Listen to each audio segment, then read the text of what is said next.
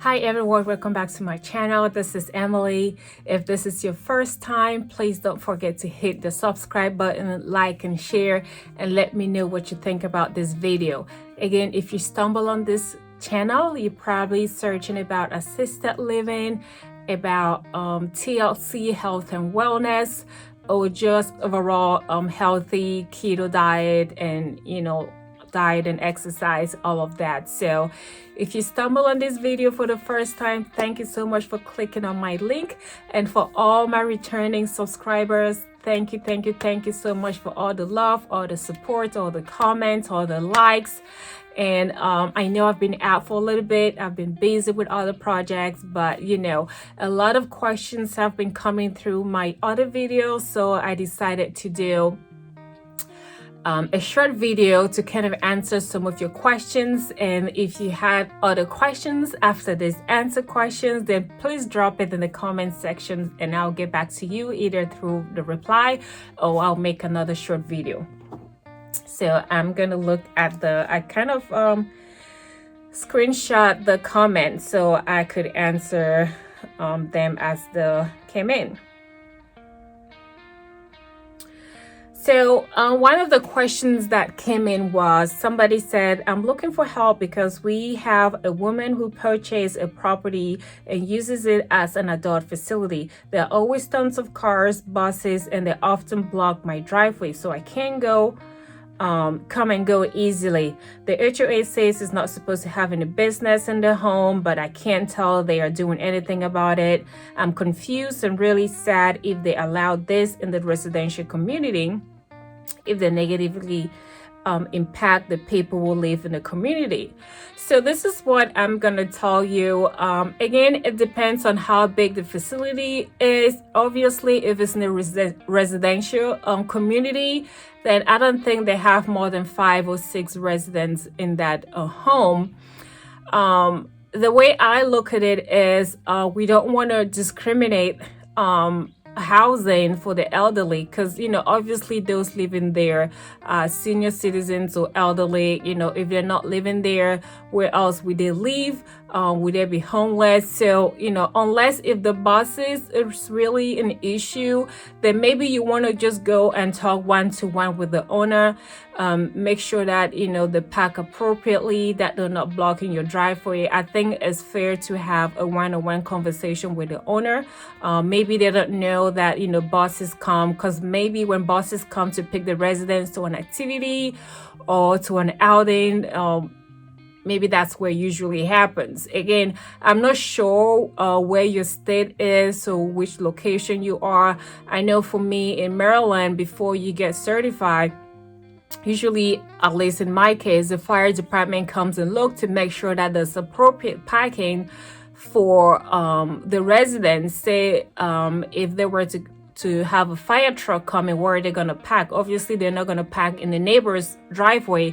You have to allocate parking for those type of situations.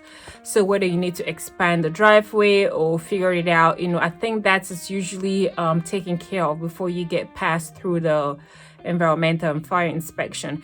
Again, I think maybe this is something you probably want to have a one-on-one conversation with the owner, kind of express your concerns regarding the parking. If obviously they're blocking your driveway, then that's not appropriate. They need to know that. So I hope that helps answer the questions. And if you are a future facility owner, I always say stay out of communities that have HOA, because when they really want to stick behind you and go to court, you're probably going to end up losing a lot of money fighting with them in the court if they think that you're not supposed to be or have that business in the community. But again, make sure you review your zoning. If your zoning is appropriate for that type of facility, then there's nothing they can do about it because it's zone appropriate.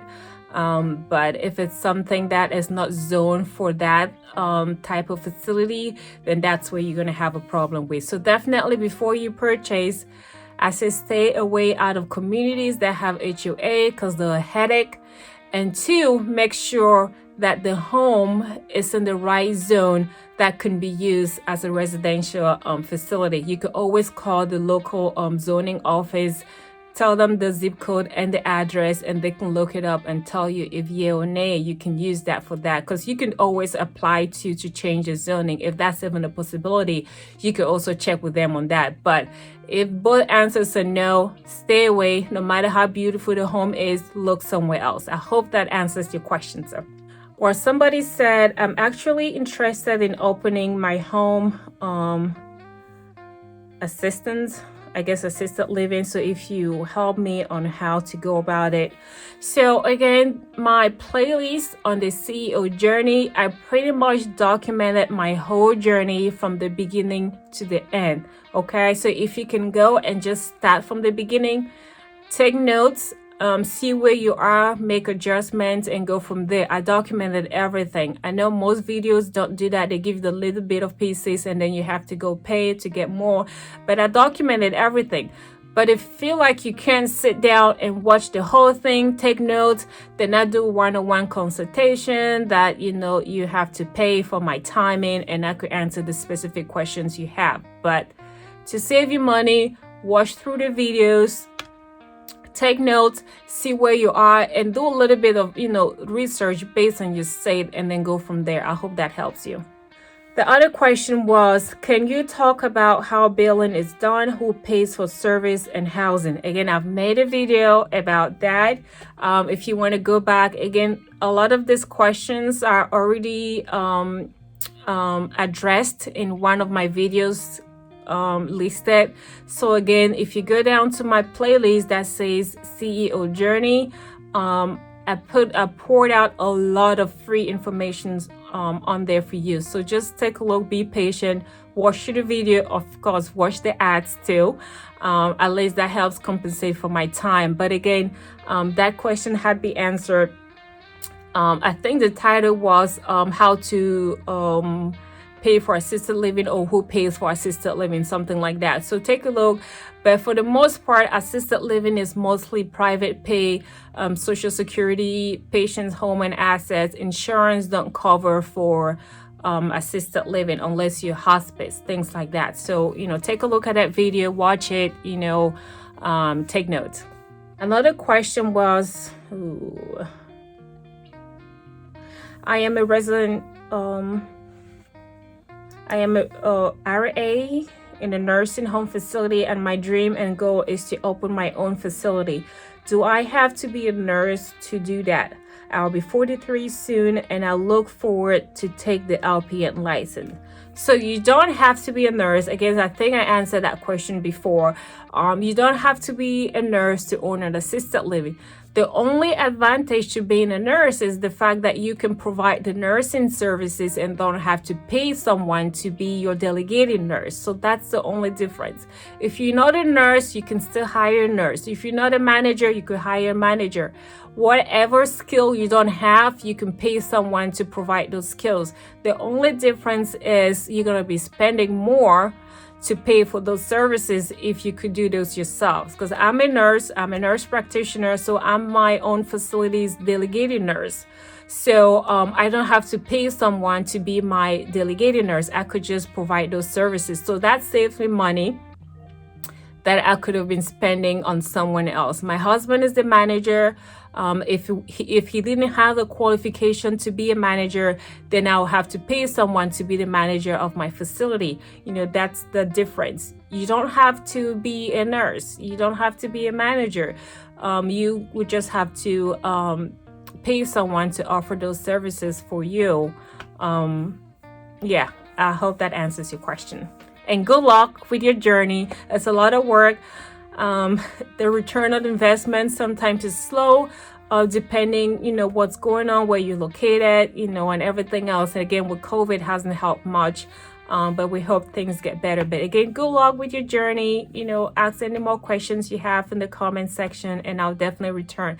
So these are some of the few questions, and I hope this helped. I didn't want to make this video really long, so I'll make another one with the other questions. So you guys are not sitting here for 30 minutes or so just listening to me. You can go come back on the next video. Again, thank you all for watching. I hope this was helpful. That is always my goal, to be able to help you through this means. Again, don't forget to buy my ebook on Amazon. I think is the ultimate secret to purchasing the perfect home for your assisted living. I'm gonna put the link in the description box. Please go support me, get a book. It's an ebook, so once you purchase, you have that right away on your smartphone or tablet or whatever computer, and you can look through, take notes while you're doing the process of opening your own or buying your own home. Thank you all for watching. Don't forget to like, subscribe, and I will see you guys on my next video.